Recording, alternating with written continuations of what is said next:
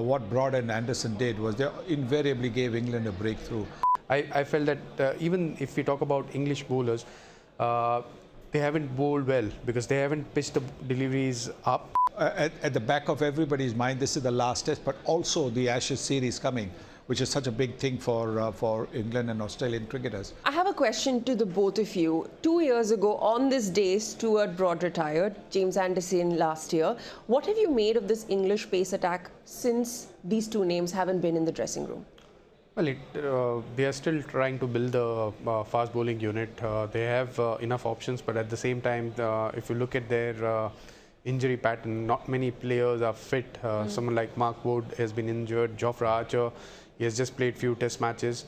So they don't have their frontline bowlers playing enough games for England team.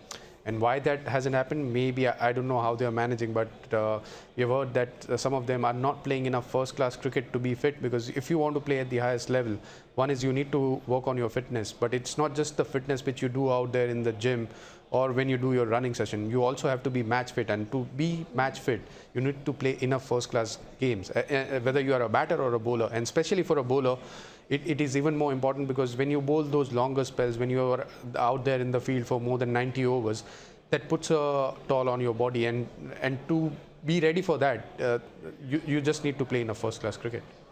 James Anderson played 9 5-match test series, playing all 5. Injury and fitness has sort of taken over this English pace attack, but what do they do? How do they go from here?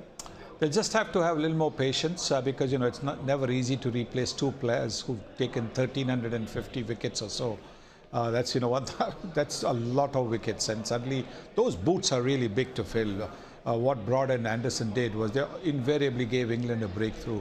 And even overseas conditions, they bowled really well more often than not. So I think England have to be a little patient. But like Cheteshwar said, the best practice is match practice, where you've got, miles under your legs when you're coming in and bowl. The running around is fine, but you want to get your bowling action right. You want to get your, your landing issue right, and then that rhythm comes in. So you bowl more of that, then you get that much fitter. Gus Atkinson will be a very happy man because not only is it his this home ground, but also the pitch, the conditions. He will be a happy camper. He will certainly. He's making a comeback to the England team. And that's never easy when you have such a battery of bowlers. At the back of everybody's mind, this is the last test, but also the Ashes series coming, which is such a big thing for England and Australian cricketers. So he would be wanting to perform well so that he's on the flight to Australia. This series, Chris Woakes, overall, what would you say has been his report card? Well, he has bowled well in patches.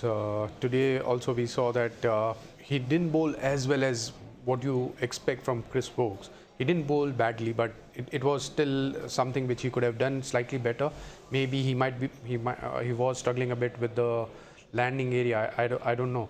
But overall, if you look at his line and length, it was slightly on the shorter side, where he's normally he pitches the ball up, which he couldn't do that on that wicket. On that wicket, I felt that even if we talk about English bowlers, they haven't bowled well because they haven't pitched the deliveries up. You need to keep the stumps in play. I can understand that there's bit of an extra bounce on this pitch, but at the same time, if you keep the stumps in play, India might have been in trouble. On that pitch, which did a bit more, India might have been 3 or 4 wickets down. So, yeah, in that way, Indian team has batted well. But yeah, Chris Woakes, just if we keep talking about him, I don't think he's going to Ashes. And this, it's still early days, but he may not play going forward for the England team, because if England is not playing any home games, then he's more suited, his pace, his style of bowling is more suited in English conditions, and I don't think he's going for Ashes. What do you think on that?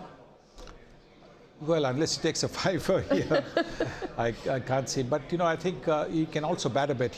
We haven't seen much of his batting in this series, because although the pitches have been pretty good for batting, he's probably, not scored the kind of runs that England expects. So maybe if he also gets some runs, gets maybe a fifer, he could be on the flight.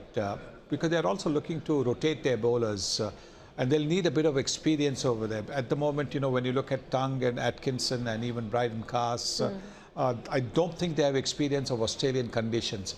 Woakes, on the other end, has been to Australia maybe a couple of times. Fifth Test live now. Watch it on TV channels of Sony Sports.